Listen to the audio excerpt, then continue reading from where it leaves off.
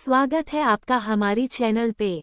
मैं आपकी दोस्त ज्योत्सना आज आपको रहस्य से भरी हुई एक डरावनी और रोमांचक लव स्टोरी सुनाएंगे जो आपको एक अलग ही एहसास देगा।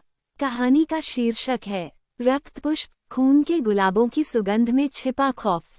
राधा पहाड़ों की छाया में बसे हवेली में पली बड़ी एक युवती थी। उसकी दुनिया हरी भरी वादियों और झरनों के गीत की थी, पर हवेली के भीतर एक रहस्य दबा था, खून के गुलाबों का आंगन। इन रक्तपुष्पों की सुगंध हवा में लहराती, एक सिर फिरने वाला मीठा जहर। ये सुगंध राधा को अपनी ओर खींचती, उसके ख्वाबों में रक्तपुष्पों की परछाई डोलती रहती। एक रात, खून के गुलाबों के खिलने की रात, राधा ने एक अजनबी को आंगन में देखा। सफेद लिबास, चांदी की आंखें, वह एक भूत की तरह खड़ा था। डर के बावजूद राधा उसकी ओर खींची चली गई। अजनबी विजयन हवेली का एक छिपा हुआ वारिस था, सालों पहले एक श्राप के चलते यहाँ कैद। वो खून के गुलाबों से बंधा था, उनका जहर उसकी शक्ति और जेल दोनों था। राधा और विजयन के बीच एक खतरनाक प्रेम पनपने लगा। रातों को वे खून के गुलाबों के बीच फुसफुसाते, एक दूसरे के स्पर्श में गर्मी और खतरा दोनों ढूंढते। राधा की जिंदगी अब ख्वाबों और हकीकत के अंधेरे गलियारों में भटकती थी। वो दिन में हवेली की जिंदगी जीती, पर रात में खून के गुलाबों के राज को जानने के लिए ललकती। लेकिन उनका प्रेम हवेली के अंधेरे रहस्यों को जगा रहा था।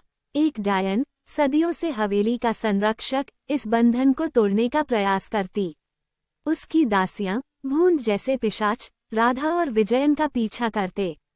हर कोने से मौत झांकती थी, हर फूल में जहर का इशारा छिपा था। हवेली के भेद खुलने लगे। वही भविष्यवाणी जो विजयन को कैद में डालती थी, राधा को बचा सकती थी।